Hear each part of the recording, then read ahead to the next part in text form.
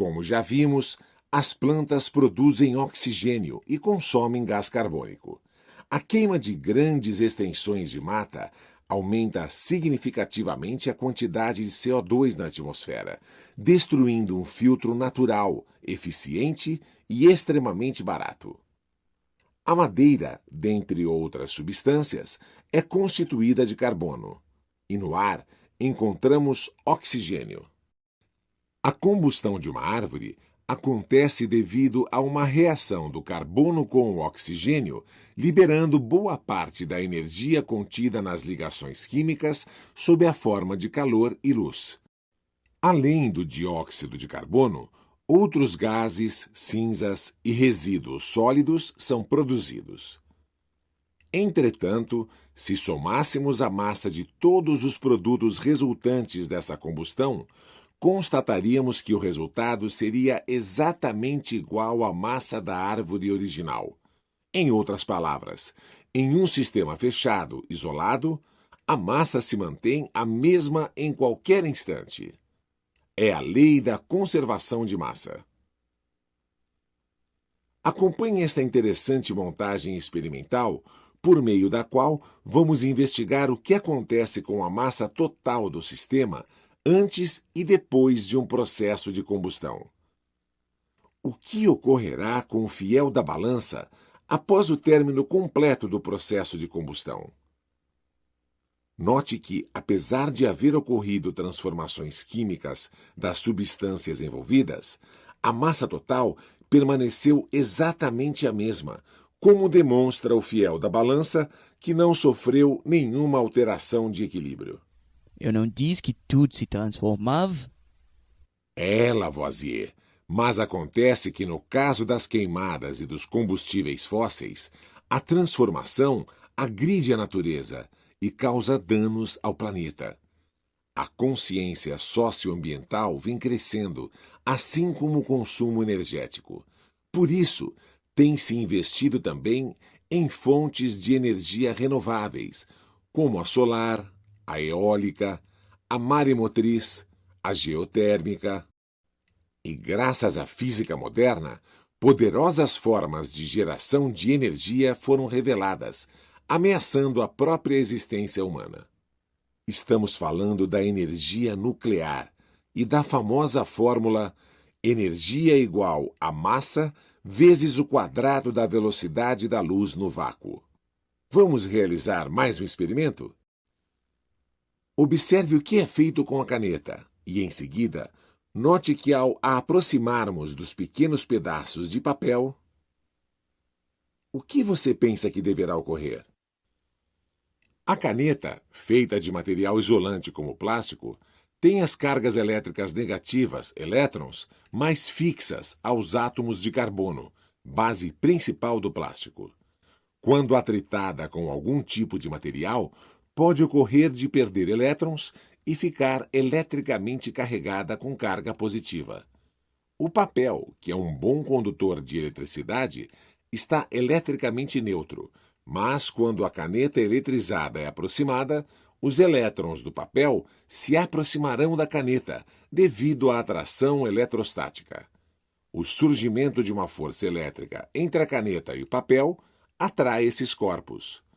Como o pedacinho de papel é bem mais leve e está solto, é ele quem sobe em direção à caneta, como pode ser observado durante o experimento. O átomo é algo complexo, formado por prótons, partículas com cargas positivas, elétrons, partículas com cargas negativas, e nêutrons, partículas sem carga. O átomo é normalmente neutro, pois possui a mesma quantidade de prótons e elétrons. Tendo massa diminuta, as partículas subatômicas têm inércia reduzida. Elas podem atingir elevadas velocidades próximas à da luz, em aceleradores de partículas e em processos nucleares e cósmicos. Com isso, uma massa pequeníssima pode ser convertida em grande quantidade de energia, de acordo com a expressão E igual a mc2, proposta por Albert Einstein em 1905. Ela mostra que massa e energia são equivalentes, como provam o Sol, as estrelas e os artefatos nucleares. Energia e matéria são inseparáveis. Outra grandeza física que também é conservada é a quantidade de movimento. A quantidade de movimento linear, ou momentum linear, de um corpo é obtida multiplicando-se sua massa pela respectiva velocidade. Assim, massa e velocidade definem o conteúdo de movimento de um corpo. Quanto maior uma delas, mais difícil será deter o seu movimento. Isso explica por que é mais fácil parar um carrinho de brinquedo do que um trem em marcha. Se a força resultante sobre um sistema for nula, então a sua quantidade de movimento total irá se conservar. Esta é a lei de conservação da quantidade de movimento. Ela sempre ocorrerá nos sistemas isolados, sujeitos apenas às forças internas, ou de ação e reação, como acontece durante as colisões de carros, choques entre bolas de bilhar, nas explosões e em vários sistemas onde o atrito é desprezado. Vamos realizar um experimento? Observe que a pessoa está sentada em uma cadeira giratória e carrega em cada braço um halteres. A pessoa começa a girar com os braços abertos. Mas, se fechar os braços, o que acontecerá com sua velocidade angular?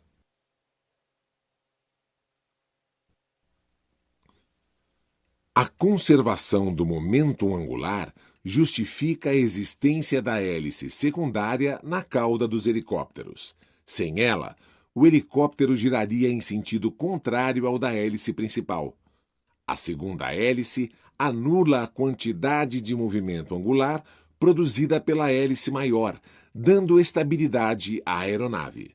Também é graças ao momento angular que conseguimos nos equilibrar facilmente em uma bicicleta em movimento, mas não quando ela está parada. O momento angular é uma grandeza física extremamente importante no estudo da rotação de um corpo ou de sistema de corpos. L é um vetor colinear com ômega, mas que contém informação adicional sobre a massa do corpo e a distância a qual o corpo se encontra do centro da trajetória circular. O momento angular é a quantidade física que mais informação fornece sobre a rotação de um corpo ou sistema de corpos. A Terra e os planetas também mantêm seu movimento graças à conservação do movimento angular. Ela também é responsável pela forma das galáxias. Ah, física! Todas as coisas no universo, das mais extraordinárias às mais simples, são feitas de mistério, fascinação e poder. Quanto mais o conhecemos, mais nos maravilhamos. Como bem observou o cientista e escritor americano Carl Sagan, se você quiser fazer uma torta de maçã a partir do zero, você deve primeiramente criar um universo. Para ele, nada é insignificante ou desprezível, pequeno ou secundário. Todas as coisas se transformam e se completam em uma rede infinita de possibilidades. Entende agora por que chamar a Terra de planeta física não é um exagero?